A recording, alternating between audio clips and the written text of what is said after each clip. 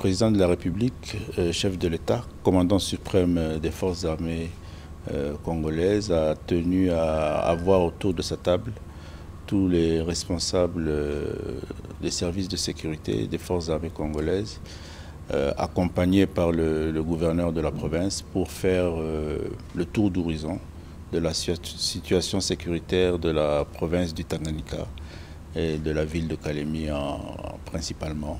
Donc il a reçu les différents rapports, l'état de lieu sécuritaire, et à cette occasion il a aussi eu l'opportunité de faire des recommandations et de donner des instructions, parce que autour de la table il y avait aussi le vice-premier ministre, ministre de la Défense, et certaines instructions ont été données pour permettre à ce que les différents services se retrouvent des réponses à leurs préoccupations. Donc je crois que nos populations de la province du Tanganyika peuvent être davantage sécurisées au sortir de cette réunion. Un nouvel édifice sorti des terres en plein centre-ville de Kalemi, le nouveau bâtiment administratif de l'agence autonome de la Banque centrale du Congo est un immeuble de 2 étages situé sur l'avenue de la Révolution au quartier Fataki 1, commune de Kalemi, en plein centre commercial et administratif de la ville. En présence du chef de l'État Félix-Antoine Tshisekedi Tshilombo, la gouverneure de la Banque centrale du Congo, Madame Marie-France Kabedi Malangou, indique que ce bâtiment de 200 mètres carrés, acquis sur fonds propres, s'inscrit dans le cadre de la noble vision du président de la République visant l'amélioration des conditions de travail et de qualité de vie de son peuple. Ceci est le fruit d'un besoin exprimé par l'institution monétaire de doter à son agence provinciale de Kalemi d'un édifice modernisé en assurant un maximum de confort au personnel. Ce que vous allez inaugurer aujourd'hui s'inscrit dans votre noble vision visant l'amélioration des conditions de travail et la qualité de vie du peuple congolais. C'est dans ce cadre que s'appréhendent les efforts de la Banque centrale d'offrir ainsi à son personnel les meilleures conditions de travail pour plus d'efficacité dans les services qu'il doit rendre à la population, au trésor public et à tout le système financier, tout en élargissant la représentation de la Banque centrale du Congo sur le territoire national. Le nouveau bâtiment administratif de la Banque centrale du Congo, siège de Kalemi, inauguré en ce jour par le chef de l'État, abrite non seulement les services de la banque, mais aussi des appartements pour ses hôtes de marque. La Banque centrale, en tant qu'entreprise autoritaire de régulation et de supervision du système financier congolais et comme institut d'émission de la monnaie nationale, compte 1710 agents et cadres au siège de Kinshasa à l'hôtel de monnaie dans les entités provinciales réparties dans les différentes provinces et dans les agences autonomes, y compris celle de Kalemi. Voilà, peuple congolais, actualité politique en République démocratique du Congo, Makambweza ya kochauffé. Affaire ya Madame Denise Dishoshwa na Jacqueline Dala, na minute yo arrestation uti kosalema. Bakangi nani, pe ba condamné nani. Match ezwe baluki peuple congolais Makambweza ya koinda, à l'est de la République démocratique du Congo, précisément na Roussayu, oyo ezali na territoire de Nyiragongo. Bakangi 2 militaires ya Rwanda oyo babenga maka na appellation ya ba M23 une fois ki bakoti na Congo pe balobi nini oyo Kagame atindaki bango bakoka kosala na est de la République démocratique du Congo. De l'autre côté, après ministre des Affaires étrangères du Rwanda ainsi que ya Congo, bakei kocha mokolo tona bango sur le plan ya neutralisation ya ba FDLR. Pe Rwanda lolenge kani bako retirer ba militaire na bango na mabele ya Congo. Bobimi na bango, c'est par là que porte-parole du gouvernement ya Rwanda na kombo ya Madame Yolande Makola. Si c'est Makole, Yolande Makolo plutôt, alobi nini concernant ba troupe na bango na Congo, pe a confirmé te ba troupe na bango bazali na mabele ya Congo. makambo eza ya koyinda Rwanda batombe na piège na bango moko. C'est par là tokotuna maintenant tata cardinal Ambongo. Oya lobi ete Congo bazali na conflit na Rwanda te. Tokotuna eli susu mituna pourquoi Madame Yolande Makolo a confirmé présence à bango na mabele ya Congo pe lobi ete ke bakolongwa te. J'ai kizengi mais Rwanda a tombé na piège na bango moko. Incroyable mais vrai. Le génocide oyo armée ya Rwanda basalaka na niveau ya Kishishe na kati wana bilan ya banani na banani oyo bazwi bakufaka na kati eni oyo Rwanda bazali na yango contre batuti eza eni bautu plutôt eza eni moko incroyable batuti baza na problème moko contre bautu incroyable tokosola yango toko partager yango awa la ville de Mera oyo ezali près de Mpeti dans les territoires de Walikale na Minito est passé na contrôle ya FARDC biliaki ba M23 bikokela ki bango.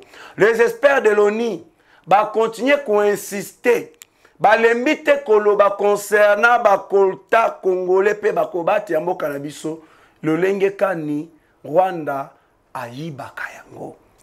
18 recrutés de M23 arrêtés en Ouganda et créé conflit entre Kagame na Kaguta Yoweri Museveni. Nandenge Uganda a livré bateau yo bamade ko kende ko rejoindre ba M23 a livré bango zongi bango na Ituri na maboko ya gouverneur militaire de l'Ituri Luboya Kasha Majoni. Qu'est-ce qui se passe peuple congolais na niveau ya Kinshasa? Qu'est-ce que la première ministre Mama Judith Tuluka Sumino asali pona bandeko na biso oyo bazali na site de Kinginzi pe na Institut supérieur de Bunia. Et là koni ni premier ministre Mama Judith Tuluka Sumino asali pe baye oyo bazali wana pe na ba environ oya babisika wana balobi nini. Makambo eza ya koyinda peuple congolais, likez, commentez et partagez l'émission massivement lolenge elongobani. C'est un peu ça moi ba point toko sola na bino, toko partager na bino, toko aborder pe toko sala na bino analyse na émission ya Mokolo Mwalelo. Bonjour et bonsoir, ezo dépendre na ngonga oyo bozali kozela émission oyo, ezo dépendre bisika iso oyo bozali kotala émission oyo na pesi bino mbote kolo nzambe akoba toujours na kopambola bino pe ko batela bino. Merci na lolenge bo pesa ka biso mwandambu ya ngonga na bino.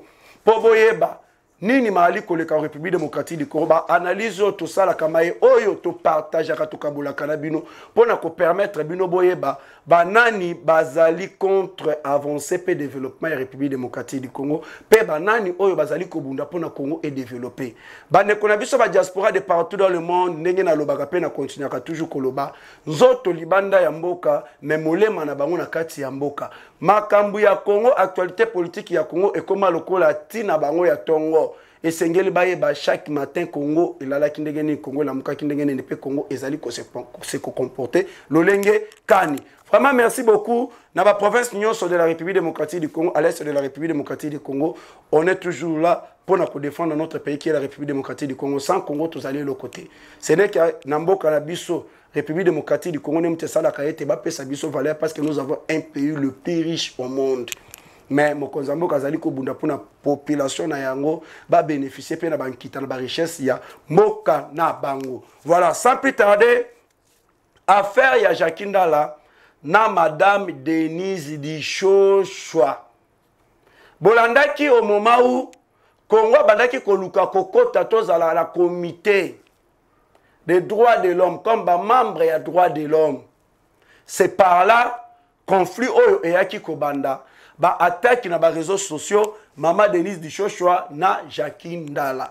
Nde sujet eyaki kobima o Jakindala a été violé na ba loko ya ANR. Loko ya ANR nde mutezalaki cible. Image ya ANR ebebaki ba agent ya ANR bazalaki leze na dossier wana. Nde justice yaki kosimba dossier wana Madame Denise Dishoshwa bakangaki.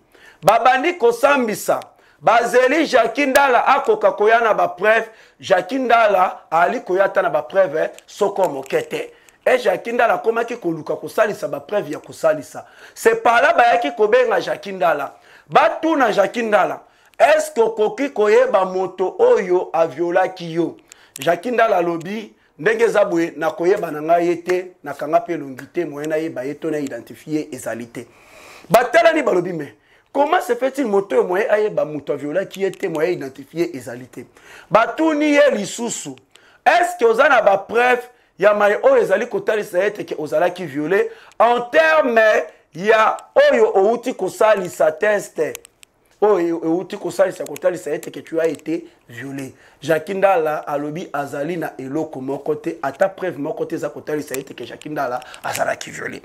C'est par là la justice de notre pays na ba ya aner ha balobi non justice fait ça la musala na yango e koka ko laver pe justice e koka ko pesama balandeli Jakinda la makambo nyonso alobaki ezalaki ya lokuta Jakinda la bakangi pona ba fausse accusation pona diffamation. Au moment où je vous parle peuple congolais Jakinda la ba transféré na prison centrale à Makala bakatelier 3 ans de prison fermée. Ah, je le dis souvent, nul n'est au-dessus de la loi. Motomo kote azali likolo ya mibeko. Jakinda la akosa na ye. Soki nga peut-être nazaki Jakinda la.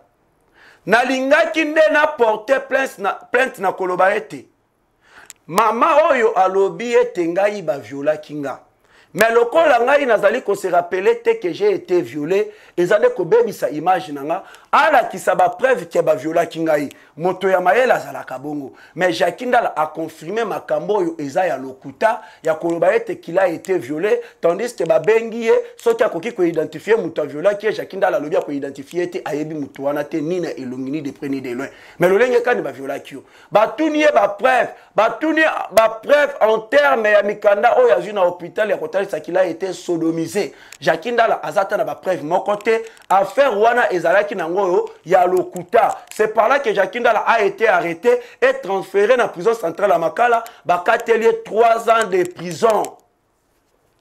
Le kola ba journaliste ya opposition.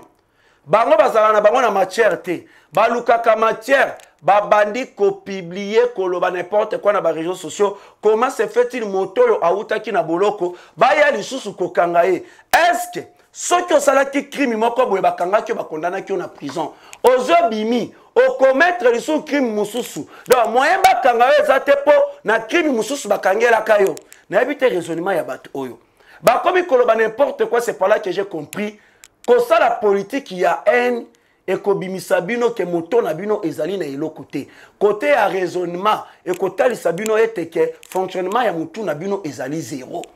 Jakinda la yewana akina boloko comme ça ba oyo batikali koko c'est la ba service ya mboka Congo makambo sans pour autant avoir des preuves binope bokozala pe jugé de la même façon. Quel genre ya politique les kana Congo peuple congolais tolo bate. En fin de compte, justice asali oyo ya yango musala. Affaire mosusu ezolandi peuple congolais, la République démocratique du Congo, il y a toujours des surprises. Rappelez-vous, baïbaki en République démocratique du Congo, pe ba memaki frauduleusement. Babiloko baïbaki na niveau ya Turquie. Eza banyamanini. Une affaire, il y a 309 perroquets gris qui ont été saisis mois d'août 2024 dans l'aéroport d'Istanbul. 309 perroquets gris. Baïba qui en République démocratique du Congo et bima qui frauduleusement et ezala qui ba bloqué qui en dans l'aéroport ya Istanbul. Mokolo mwalobi peuple congolais ba perroquet yango bazongisi yango na Kinshasa na vol régulier de Turkish Airlines. Turkish Airlines de vol oyo et memaki 309 perroquets gris volés en République démocratique du Congo bloqués dans l'aéroport d'Istanbul. Bazongisi yango awa na Kinshasa. Ba perroquets yango, ils seront momentanément gardés au jardin zoologique de Kinshasa en attendant l'ère lié na yango naturel o elongo bani bazongisa yango ba bisika kani elongo bani bazongisa pe balandela lolenge kani basalaka ba pratique wana ya koyiba yango bisika yango eza na niveau ya Manyema avant ete bazongisa yango batie yango na jardin zoologique na oyo ezolandi peuple congolais bauti kokanga DRDF précisément na Roussayu oyo ezali dans le territoire de Nyiragongo près de Goma. DRDF, 2 militaires de l'armée rwandaise na mabele ya Congo bachangeaka appellation babenga makaba N23. Bakangi bango ba Rwandais nde baye koloba mission Kagame atindaki bango na est de la République démocratique du Congo. Et ça qui était déstabilisé, créer chaos, créer insécurité, paralyser l'est de la République démocratique du Congo. Iwana bazala qui arrêté par le Wazalendo, pe ba Wazalendo pesi bango na maboko ya FARDC. Cette opération, voire même la MONUSCO, a été là lors de l'arrestation à Batouana pour que Babouma Bangote, de Bayaki Kozwa Bango, Pesi Bango, na armée congolaise, en fin de compte, Bakokakoye Banini et Longo Bani Basala na Bango. C'est par là il faut que tout na maintenant, na Tata Cardinal Ambongo. Sur la République démocratique du Congo et le Rwanda, tozali na problème mon côté mais ba militaire ya Rwanda o bakangi bango balobi Kagame atindaki bango pour déstabiliser l'est de la République démocratique du Congo bakomi lolenge kani Tata Cardinal Ambongo. C'est par là que j'ai vite compris que Ambongo azalakande na problème na président Tshisekedi te azalakande na problème na ba Congolais en général. Ambongo azalaka na problème na IDPCT na ba militante ya IDPCT Ambongo azalaka na problème na ba Congolais en général kino na niveau ya kuwanga na ete ke ba Congolais bazoboma bango na est de la République démocratique du Congo kino na niveau ya kosokola Paul Kagame kobimisa ye kazali innocent na kishishe tango baboma kibatu ezana bandimi ya Ecclesia catholique bazui bakufaki. Le M23 Rwanda Kagame azali koboma même na bandimi ya Ecclesia catholique. Mais comment se fait-il Ambongo akoki kokene na Rwanda koloba ete ke Rwanda bazali kosala Congo et le côté Rwanda na Congo bazali na conflit soko mokete. Non, Ambongo, problème na ezande na ba Congolais en général. Na réunion stratégique que salemaki eza lokola copie ya diamba, copie ya drogue et salemaka na kobombama. Réunion wana ba pekisaki caméra ekotate. Réunion wana ba pekisaki ba photo ekoka kozwa mate. Na réunion wana Alliance Fleuve Congo bazalaki sur place. Colonel Nanga a participé na réunion wana na Kigali. Pierrot Louara a participé à la réunion na Kigali, y compris baye oyo boyebi bakima ki Congo ba mikendela ki na ba exil, ba participa ki na ba katumbi bazala ki na réunion wana. Na ba représentant ya ba mouvement terroriste di ba M23 bazala ki na kati ya réunion wana. Tata Cardinal Ambongo a participé ki na réunion wana peuple congolais incroyable mais vrai. C'est par là toali ko sala ba investigation. Soki tokoki kozwa mwa ba image moko oyo eko permettre biso na mikolo tokoya to balancer les bino yango totalisa bino c'est que Ambongo azali kosala Ambongo azali komi bimisa comme si azali cardinal ya bato bazali koboma ba Congolais. Comment héritier Luvumbu a défiaki Kagame depuis Rwanda na Kigali ete baza koboma ba Congolais à l'est. Mais tour ya Ambongo ya kei ko lave Kagame na bolobi ete Rwanda tozala problème na bango te. Rwanda tozali ba voisin selon volonté ya Nzambe pe Kagame ye admiraka Kagame na lolenge azali ko développer mboka na ye qui est le Rwanda. Incroyable mais vrai. Ah Nzambe dans un pays sérieux Mutuloko la Cardinal Ambongo. Une fois qu'il a zongi, il mérite d'être arrêté pour na oyo bali kobenga haute trahison. Il mérite d'être arrêté. C'est pour cela ezalaki bango nde bazalaka bato ya liboso ya côté mais la peine de mort. Po bayebi oyo bango basalaka eza trahison. Ba travaillaka na bato bazali ko agresser ko bundisa ko luka ko détruire Congo. Bato bali ko boma ba congolais. Basalaka o babengi haute trahison nde batali lokola peine de mort soki ekoti ekosible nde babanda ko ezekitaka bango. Nde mona batelemela mai ya peine de mort. Na niveau ya Luanda na Angola, sous médiation ya Joao Lorenzo. Kigali Rwanda ba délégat ki oya bango bato équipe oyo ekumbami na ministre des Affaires étrangères du Rwanda. Na Congo pe biso pe na oya biso ministre des Affaires étrangères bakutani na niveau ya Luanda na Angola. C'est par là que les Rwanda baye ko tomber na piège na bango moko peuple congolais. Rwanda ba tomber na piège na bango moko. Bolanda. Ces terroristes sont coincés. Le pouvoir de Kigali est tombé dans son propre piège. Et ils ont compris que le niveau de la diplomatie congolaise était au-dessus de leur compréhension.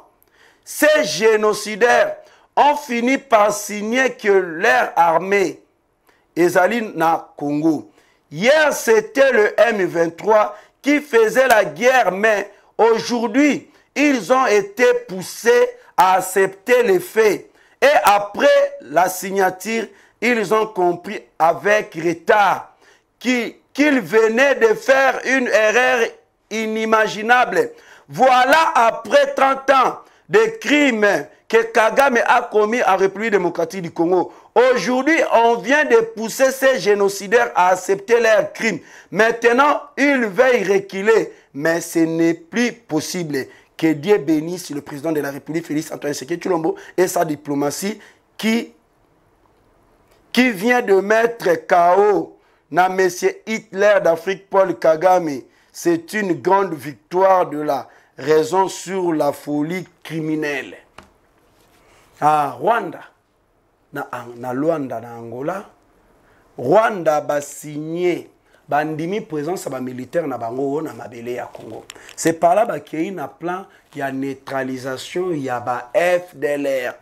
Par après, quand ils ont compris que ba tomber na piège, ba commettre erreur, c'est maintenant oyo azali momemi sango ya gouvernement ya Rwanda na kombo ya madame Yolande Makolo.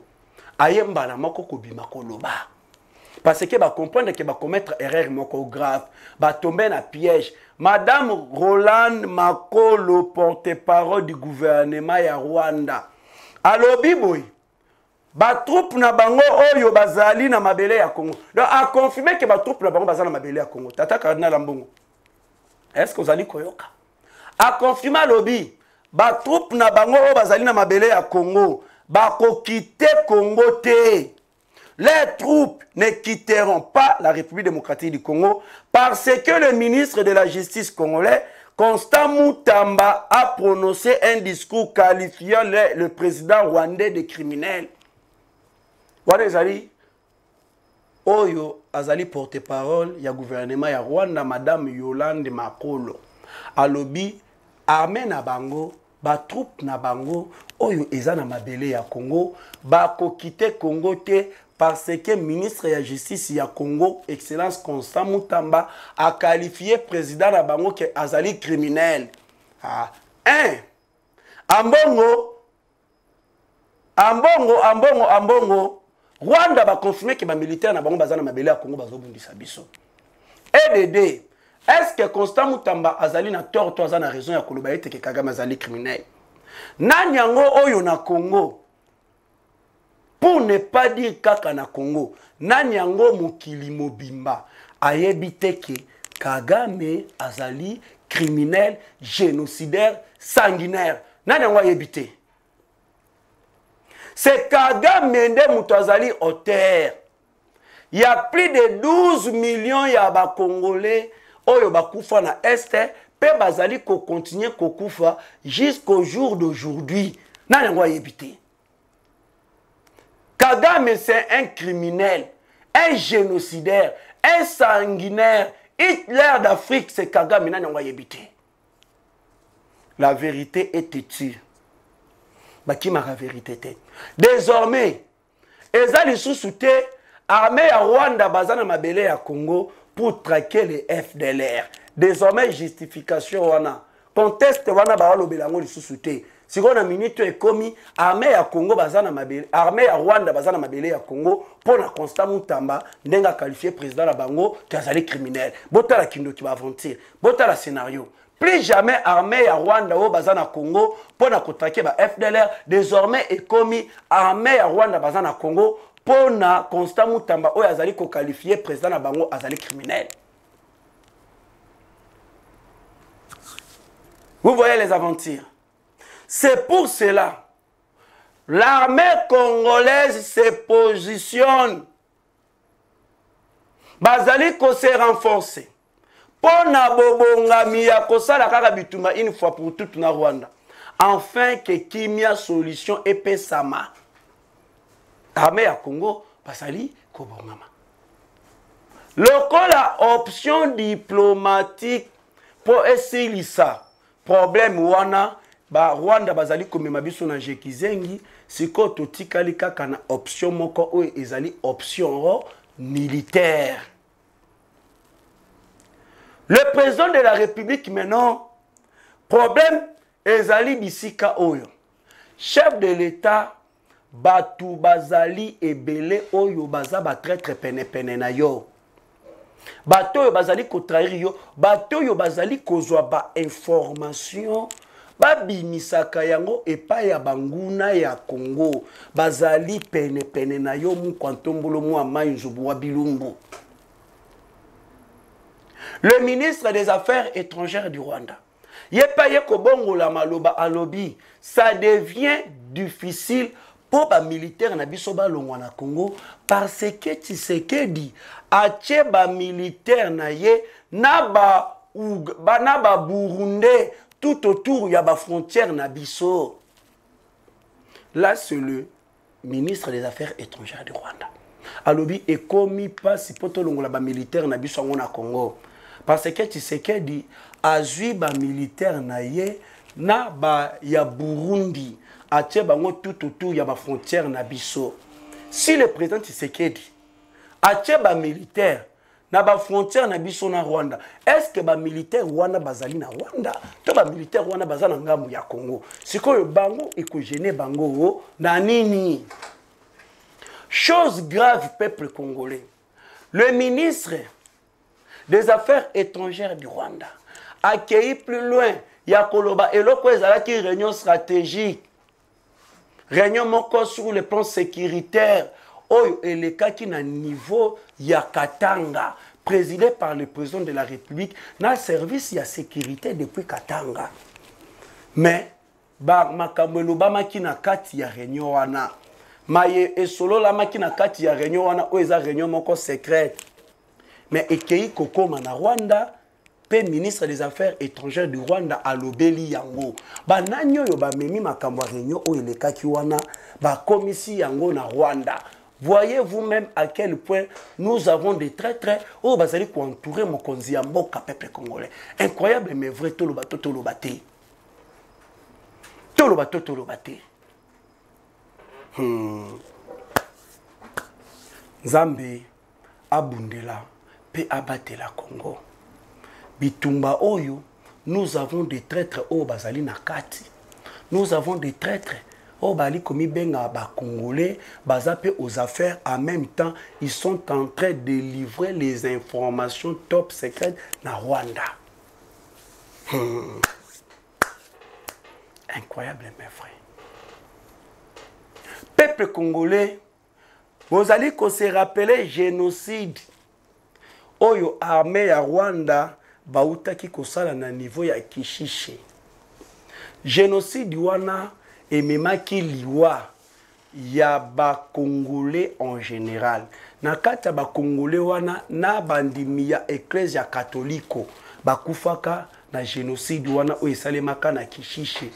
Na kati ya baye o bakufaka, il y avait pas seulement que des Congolais.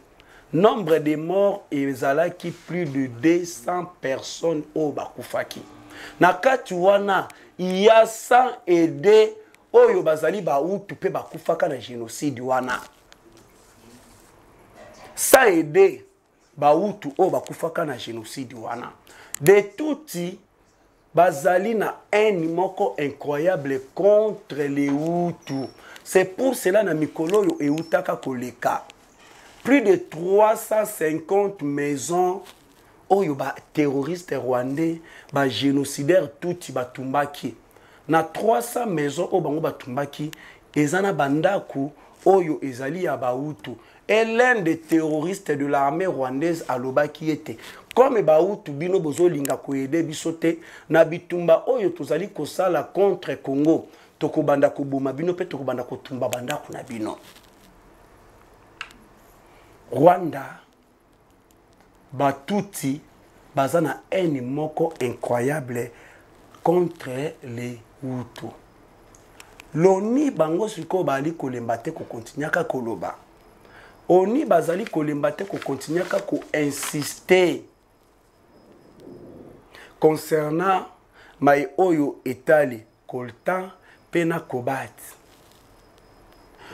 Les experts de l'ONU baza ko cessete ko répéter na minoko na bango si le Rwanda bakomaki premier producteur mondial ya coltan pe ya Kobat, c'est parce que ba minéraux ba richesse wana bazwaka yango nde na est de la République démocratique du Congo, na nzela ya koboma ba congolais, na nzela ya ko violer, na nzela ya pillage. Siko ba biloko aboye est-ce que bokoki koloba nanga ete Union européenne eyebi yango te. Ba biloko aboye la communauté internationale est consolacate. Parce que le Rwanda, ndenge bakoma premier pays mondial producteur ya coltan, pe ya Kobat, ezala nzela ya kotangisa makila ya ba Congolais, na nzela ya kotindela biso ba mouvement terroriste na bango, ba militaire na bango, ba boma, ba créer chaos à l'est, en fin de compte, ba yiba ba biloko wana, po ba livraka yango na Union européenne, oyo akenda kosala accord na Rwanda sur l'exploitation ya ba matière première, pe suka na yango, ba yeko débloquer une affaire, il y a 20 millions. Pour na kopesa na ba militaire ya Rwanda, oh non, ba militaire o bali komene ba opération na Mozambique, or que les 20 millions ezalaki destiné na ba militaire ya Rwanda, o bazali komene ba opération à l'est de la République démocratique du Congo, pour na kozwela kabango ba matière wana, ba pesa kabango selon accord contrat o basalaki na Rwanda sur le plan ya ba matière première. Moto azali na yango te.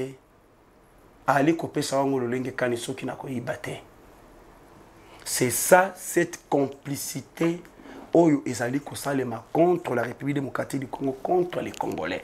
Au moment où je vous parle, peuple congolais, ville ya Mera, oyo ezali pene pene ya Mpeti na territoire de Walikale. Ville wana ezalaki na contrôle ya ba terroristes rwandais du M23, mais au moment où je vous parle, FARDC na ba wazalendo ba réussir ya ko récupérer ville de Mera et passer na contrôle ya FARDC na ba wazalendo. Ce qui concerne les terroristes rwandais du M23 bar RDF bar EPDF bar AFC soutenus par le Rwanda na minute oyo et belé katina bango bakufi ba oyo bazwaki chance ya komiki mela ba réussira ki komiki mela mais ba oyo bazwaki chance wana te ba kati motema bakufi peto récupérer ville ya Mera. Incroyable mais vrai. Après Boleki ya président de la République Félix Antoine Tshisekedi Tshilombo na niveau ya Uganda, diplomatie ya chef de l'État et comme Kosala Makambo. Rappelez-vous que Bunagana a été livré na maboko ya ba M23 par l'Ouganda. Le terroriste de l'armée rwandaise Bazwaki Bunagana via l'Ouganda. na bokomi ya mokonzi ya mboka na Uganda asolola kina Kaguta Yoweri Museveni concernant la situation sécuritaire ya est de la République démocratique du Congo, y compris soutien ya ba UPDF na ba terroriste rwandais du M23, voire même ba menace ya Kainerunga ba oyazali mwana Kaguta Yoweri Museveni actuellement azali chef d'état-major ya armée ya Uganda. Na ba menace oyo asalaka contre la République démocratique du Congo aussi ndenge alojaka bananga babisi mwana hôtel oyo ezali ya ye. C'est par là Kaguta Museveni ayaki koloba na mwana na ye de ne plus kokosola na makambo ezotali Congo ni ko menacer Congo. C'est pour cela boyoka mwana Museveni alobaka lisusu te. 18 personnes au bazali ba déplacés de guerre. Les terroristes rwandais du M23 ba recruta ki bango pour aller rejoindre les M23 bakei vers Uganda. À partir ya Uganda bakangi 18 personnes wana bazui bango bazongisi bango na Ituri na maboko ya gouverneur militaire Johnny Luboya Kashama. Pe bato yango bazalaki présenté devant la presse cet acte de l'Uganda asali oyo biso to sepeli na yango Rwanda asileki. Batwana bazo kene ko rejoindre ba M23 via Uganda. Mais ndenge nini Uganda kangi bango et livré bango na Congo ezongisi bango na Congo. Kagame asepelite. Comprenant les dangers oyo ezali koya liboso, Kaguta Yoweri Museveni akomi ko se retirer malembe pour kombo na ye etanga makalisusu te na makamba ko déstabiliser République démocratique du Congo. 18 personnes wana o ba présenter bango devant la presse et pas ya gouverneur militaire de l'Ituri. Le gouverneur militaire de l'Ituri aye koloba. Plus jamais ya ko tolérer batu moko baluka ba déstabiliser Ituri pour na ba intérêt égoïste na bango, plus jamais koleka. Plus jamais que batu moko ba kene ko rejoindre ba M23 et ko sali malisusu awa na niveau ya Ituri. Na sengi na ba Congolais, na sengi na ba Iturien de ne plus céder aux manipulations ya batu ya mabe oyo bazali koluka ko déstabiliser Ituri. Le président de la République, Félix Antoine Tshisekedi Tshilombo, vient d'offrir plus de 10 jeeps neufs à la police PNC de l'Ituri sous état de siège. Ces jeeps vont servir à la mobilité lors des patrouilles des éléments de la police dans cette partie du pays. Chef de l'État Tali a coupé sa 10 jeeps Yassika pour permettre à la police ya Ituri lors ya ba patrouille na bango pour na kota la batu ya mabe o bali koluka ko déstabiliser Ituri et koka ko salema malamu apesi bango moyen de déplacement. Non, merci beaucoup na chef de l'État Félix Antoine Tshisekedi Tshilombo.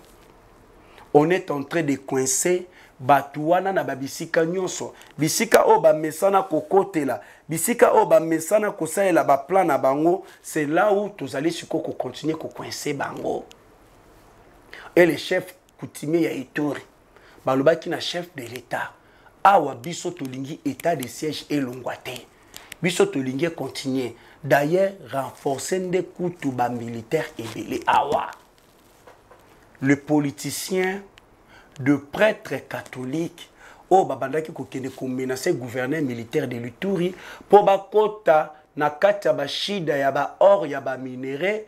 Moyen lisusu baleka kuna na niveau ya Ituri ezate parce que le gouverneur militaire Johnny Luboya Kashama a verrouillé, a bloqué et le président de la République Azali Kolandela Moko de près. Le chef de l'État congolais Félix Antoine Tshisekedi Tshilombo na niveau ya Kalemi, chef de l'État a tranché. Le président de la République a tali si position na ye na makambo etali ya constitution. Alobi, ye azali kolobe la révision constitutionnelle te, mais ye azali kolobe la changement total de la constitution. Population à niveau ya Kalemi basepeli. Lolenge bayambeli mokonzi ya mboka Félix Antoine Tshisekedi Tshilombo. Ezalaki ya kotali saete Batouana balobaka ete ke bazali populaire awa que le président Tshisekedi awa zali populaire te ezali makambo lokuta biso yeyo to bimie belé bisika nyonso etondi pona koyamba oya biso mokonzi oya zali congolais de père et de mère. Le président de la République a accueilli ko inaugurer hôpital moko soki botali condition ya liboso batouana banda ko traiter bango na hôpital kuna to yebite hôpital ezalaki lokola toilette. Bato bazalaki na problème ya kobota, bato bazalaki na ba maladie songolo pakala. Pour ba kende ko se faire soigner, il faut bazwa distance moko lokola bazali ko sala voyage. C'est par là comme conséquence batu babandaka kokufa na nzela. Mais oli hôpital ezali pene pene ezala malamu, mais hôpital wana ezalaki na ba condition o elongo bana kité pour na ko traiter bato. Mais le président de la République a construit hôpital moko moderne na ba machine ba biloko nyonso ebele na ba normes internationaux. C'est par là ils ont fini par remercier le président de la République. Basengi chef de l'État merci na lolenge apesi bango bijou ya lolenge ya bongo. Oyo azali ministre de santé avant d'acquiper Kimiate alobeli concernant hôpital wana hôpital oyo ekoki ko traiter ba maladie songolo pakala baka songolo pakala parce que ezana ba matériel oyo longo bani pona ba maladie wana ezalaki maye ministre ya santé excellence Roger Kamba alobaki devant média ata balingaka mutu te au moins elongo bani kolinga makambo azali kosala. Dernièrement na utaki kosolola na bato moko oyo bazali kaka na kan ya bato e bazali ba opposant. Bato balandaka bango na sololi na moko na lobi no ebike président Tshisekedi abundi makasi pe azo continuer kobundi abundi wapi azo salelo komoko tenga ba do talisa ye tala a construire boy. Tala makambo sali bona bandi ko pese ba explication ko démontrer ce que le président de la République a sali na Congo. Ya lobi ata bongo alongwa kaka. Ngana lobi sko alongwa nani azonga Kabila alongwa kaka alongwa ata sali makambo nyonso wana alongwa kaka. Vous allez voir bato batelemelaka mokonzi ya mboka eza no po ali kosala mabe. Mais eza parce que bazande na haine contre ye, haine contre Trubi Luba. Presque la majorité, vous allez voir, ce sont des gens oyo bazali ba tribal. Comment bokoki koyina moto oyo bimisi Congo na libulu oyo andimi libwa pona ko défier Paul Kagame pe ko luka ko pesa biso constitution oyo ekozala ya ba congolais non constitution oyo ezali uniquement ya Kabila ndenge ye moko Kabila loba constitution wana eza ya ye non ya peuple congolais. To fungola miso peuple congolais. Je le dis toujours, Congo eza moko, Congo eza mibalete, nous avons kaka mboka oyo Congo. La journaliste Judith, experte du Rwanda, est récemment revenue sur le preuve impliquant Paul Kagame et ses hauts commandants du FPR dans le crime de guerre systématique et du génocide au Rwanda et en République démocratique du Congo. Ezali na journaliste moko na kombo ya Judith oyo azali experte ya maye oyo elekaka na Rwanda na maye oyo elekaka presque na ba pays africains. Alobeli boy atalisi concernant ba crime ba preuve oyo bazali na yango oyo ezali kotalisa ba crime oyo Kagame pena ba commandant na ye ya FPR bazali kosala na Rwanda pe bazali kosala en République démocratique du Congo. Des preuves qui démontrent l'implication directe du terroriste Paul Kagame dans la chaîne du commandement des crimes de guerre et génocide. Ce sont des choses où Tata Cardinal Ambongo ayo kaka poye ba ete désormais les Congolais ba yebi oyo ya sala kapé oyo ya zo azali. Et le bas dans le poteau, parfois le malheur est bon. Cela nous permet yakoye bakamakambu malamu pe yakoye bape batu yamabe ebele. Aujourd'hui la République démocratique du Congo tokomi komo na batu na ba véritable couleur cachée na bango. Selon toujours rapport Moussous, la mine de Rubaya au nord Kivu. Yangone mutezali na kati ya ko créer guerre pour Kigali azwaka ba minerais stratégique. Rwanda ezwaka ba minerais stratégique. Là toujours ba rapport ya ba expert. Ba lobi mine ya Rubaya o ezali na niveau ya nord Kivu. Angers dit une guerre pour les minerais stratégiques au profit de Kigali. Les experts de l'ONU, Bazali ko continue toujours à répéter à Koloba. Si le Rwanda est devenu le premier producteur mondial de coltan et de cobalt, il est droit à l'exploitation des gisements des territoires plutôt congolais contrôlés par son allié de M23 contre la population congolaise. Par rapport ezali kobima, par rapport ezali kobima, par rapport ezali kobima. Pe par rapport ya pamba te, mais par rapport toujours na ba preuve. Oyo azalaki ancien chef d'état-major de l'armée rwandaise na kombo ya Jean Bosco. Azali ko insister ya koloba ete je n'hésiterai pas à poignarder.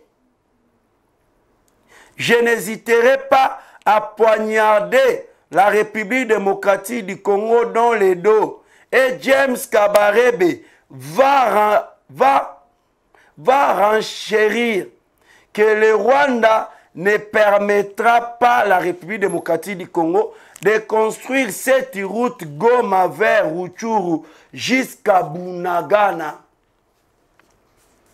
Ali Koyoka, ancien chef d'état-major de l'armée rwandaise, na kombo ya Jean Bosco, alobi akotikalaka ko hésiter te ko poignarder République démocratique du Congo na sima mu Congo.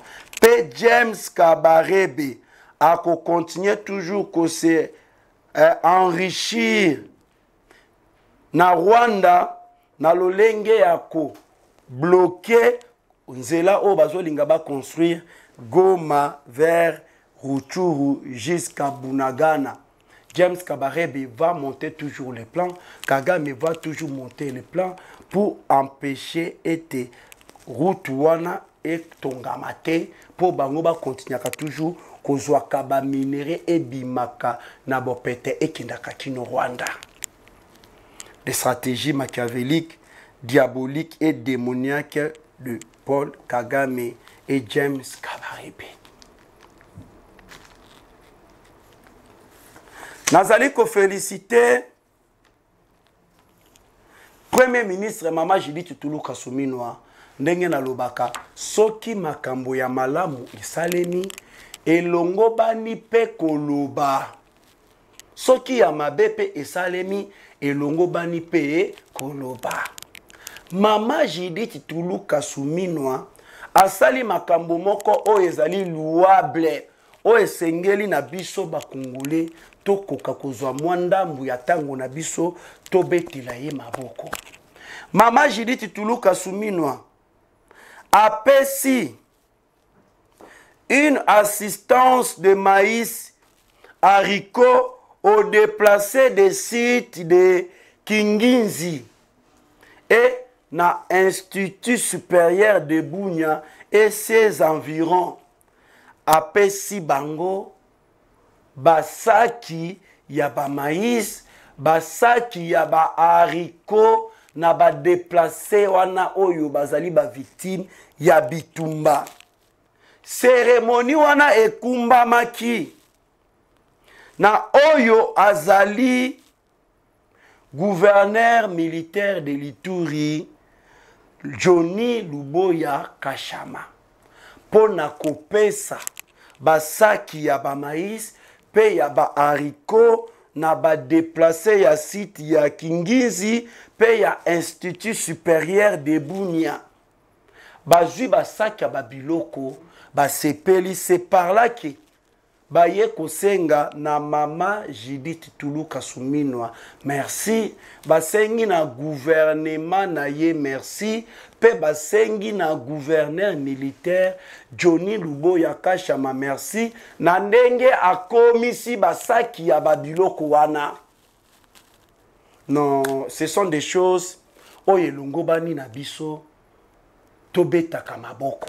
Ce sont des actions Oye longo bani na biso to félicitaka afin de permettre et continuaka kusalema makambo malamu et continuaka kusalema to pousser na bango ba continuaka toujours kusala makambo ya malamu.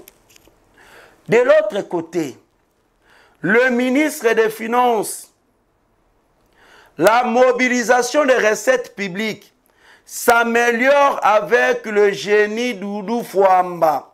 Fin novembre 2024, les recettes publiques se chiffrent à 8,07 milliards de dollars contre 6,7 milliards de dollars réalisés en fin de novembre 2023, un croissement de 20% est réalisé par rapport en 2023.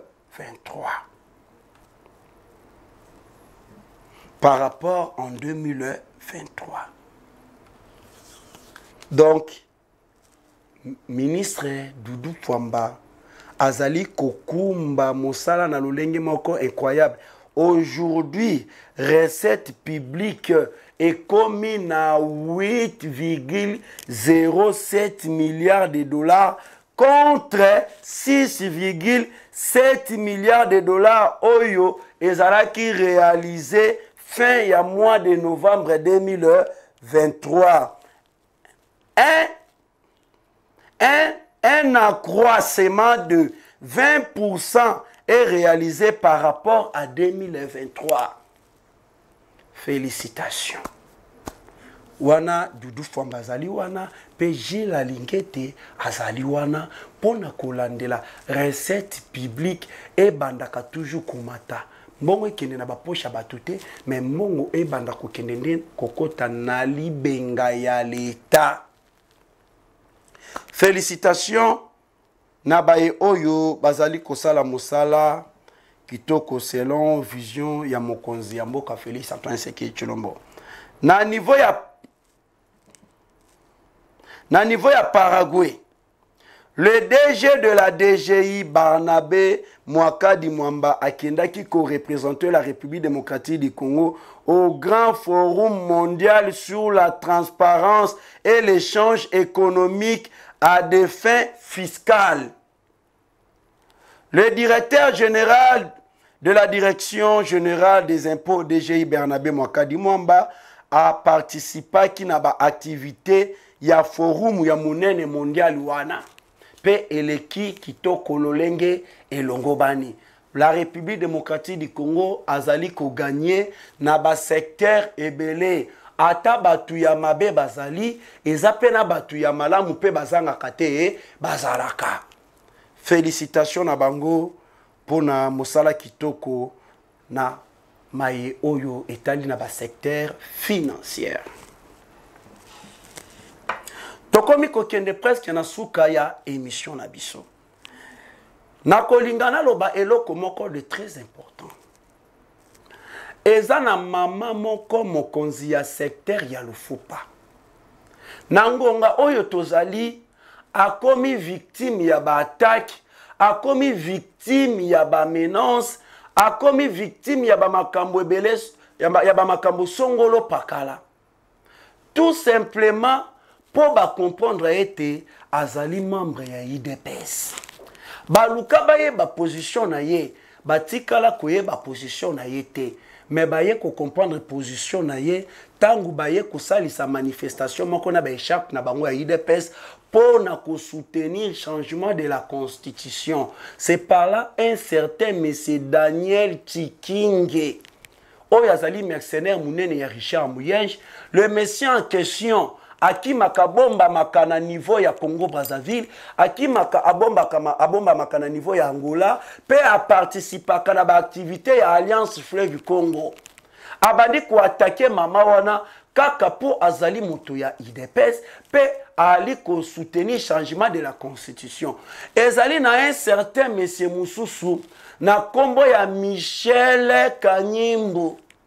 Yende mutasalaka campagne ya un sénateur Kanyimbo. Yazo bima ko attaquer ba oyo bazali ba ya IDPS. Na monoko na ye ali koloba ete ezali sénateur Kanyimbo nde mutatinda kaye. Je n'arrive pas à comprendre comment se fait-il un sénateur a kokakotinda un certain monsieur Michel Sise Kanyimbo abanda ko attaquer bato ya IDPS abanda ko combattre bato bazali ko telemela bato ya mabe o bazolinga ko déstabiliser Congo bato yo bazali ko tali sa position na bango pour le changement ya constitution. Incroyable mais vrai. Le monsieur en question Michel Kanyimbo accueilli plus loin ya ko attaquer oyo azalaki ancien VPM de l'intérieur pe cadre ya IDPS pe maître avocat Peter Kazadi. Ya ko traité kaza muyibi ya ba minéré, ya ko traité ka yiba ka ba minéré azalanga ba secteur minière azali. Donc maman secteur le fou azama kangu ya Peter Kazadi. Des accusations très graves, des allégations incroyables. Est-ce que Peter Kazadi okoki ko saisir dossier oyote? Tout le monde est clair. Ce qui est à Makambo Lukuta, justice c'est la qui s'est été que badi koko c'est la yo Makambo. Bakanga Michel Kanyimbo a démontré na ba preuve o ya zali ko ba kazali na yango que Peter Kazadi a sala ka ba cop na ba secteur ya ba minéré. Incroyable mais vrai. Désormais ba oyo bazali ko défendre mokonzambo kapé ko soutenir changement ya constitution ba komi ba cible ya ba kabiliste ya ba to Muyenge pe ya ba to PPRD. To sengi na justice à Congo parce que liberté d'expression, prise de position ya mutu bakoki ko menacer to basala ye mabete wana est concerné ye eza choix na ye eza lisu muté mais pona nini na mboka Congo ekomi comme si esengeli kaka babo mayo pour kaka ndenge olakisi ete ke olingi lokote incroyable esengeli to lobela Peter Kazadi bazali ko attaquer ye pe mutu aza ko attaquer ye azolo ba ke sénateur Kanyimbo nde mutali kotinda ye Michel Kanyimbo na Daniel Tikinge bakomi ko attaquer bato IDPS koko c'est la bango makambu ya détournement bato yo bazali kopesa position na bango pour na changement ya constitution ki baza ko soutenir yango bakomi ba victime ya bato wana to sengi justice à Congo et koka kolandela dossier wana de prix. Merci beaucoup na baye oyo balandi biso na émission ya mokolo mwalelo na Africa Call Télévision. Ndenge na senga kana ebandeli ya émission, bo like, bo commenter, bo partager pe bo s'abonner. Na pesi mbote na ngandula barona motema Petruza depuis États-Unis d'Amérique. Na pesi mbote na mama Brigitte Kaja, mama Alphonsine Seke, pasteur Gifaya na Irlande. Na pesi mbote na baye nyonso o balanda kabiso, baye nyonso o bazali ko soutenir changement ya constitution, baye nyonso bazali ko manifester bolingo ya mboka na bango. Na pesi binyo sombote sans oublier équipe mobimba ya Africa Call Télévision pour na mosala kitoko. Vraiment Kolonzambe akoba na kobatela bino. Kolonzambe akoba na kobatela la République démocratique du Congo to monani na mikolo oyo ezali koya. Bye. Africa Cool, et abena cool, ouais. Africa Cool, abena cool, le quoi cool matopi. Après toujours,